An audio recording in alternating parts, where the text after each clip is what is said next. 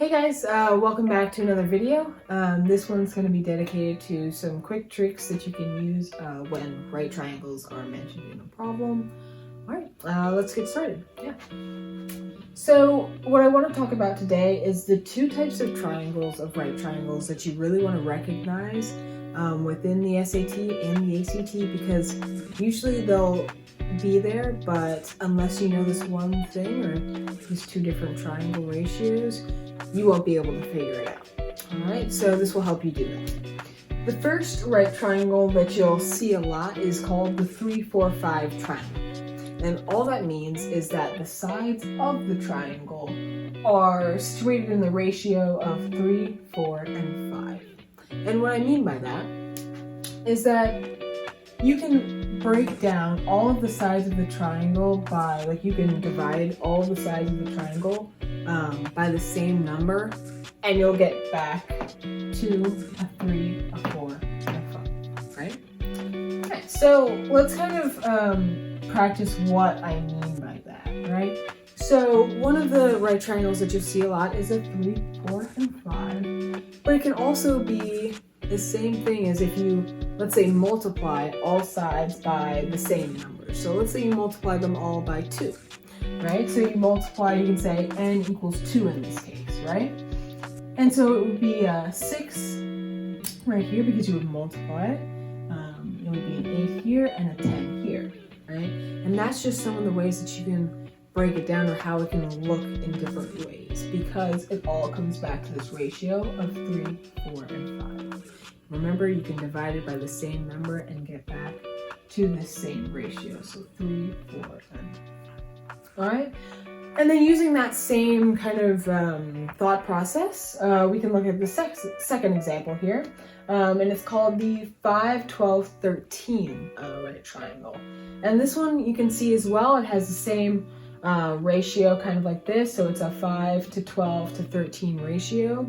And again, that means that you can multiply it or divide it by the same number, and you'll always get back to a 5, 12, and 13 ratio, right? So let's use n as 2 again. So another example of a 5, 12, 13 triangle is if you, let's say, had sides of 10, 24, and 26. And you say, okay, well, I don't really know how I'm supposed to figure out maybe a different side length, blah, blah, blah. Well, if you kind of recognize that, I've seen these numbers before, I can divide all of these sides by the same number, which in this case is 2, and you revert right back to that 5, 12, 13 type of ratio. And I know what I'm saying is pretty confusing as of right now, maybe for you. So I'd like to run down to an example of kind of what I mean. All right. So this is the example that I'm going to use. It's if one side of a right triangle equals 12 and another equals 15, what is the length of that last side?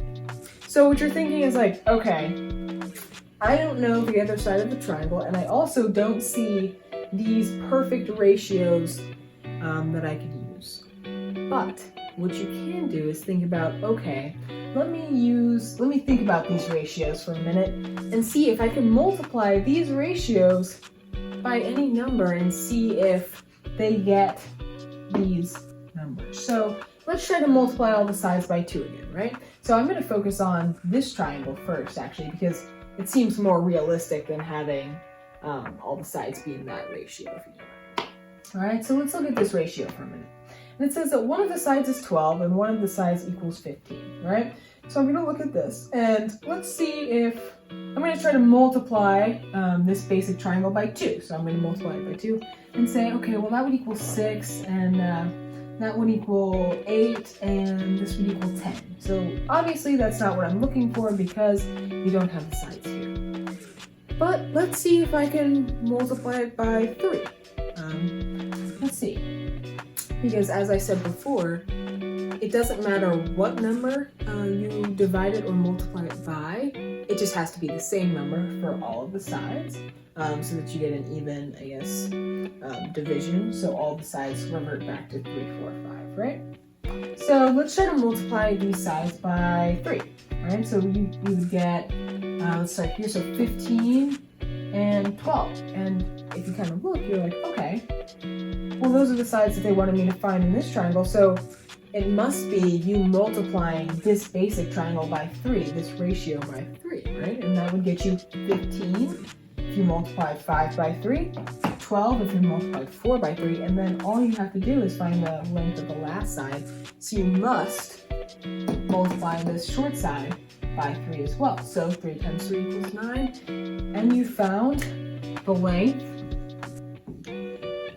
of your final side, right? So remember, as a quick recap into what I'm saying here, is that these are the 2 ratios that you should look for if it's a right triangle, and they will always break down. Most likely they will break down to a 3, 4, 5 triangle or a 5, 12, 13 triangle, and you can always find them if you just look at the ratios and say, okay, what number do I want to multiply them by, or what number can I divide them by to always get back into either 3, 4, 5 or a 5, 12, 13.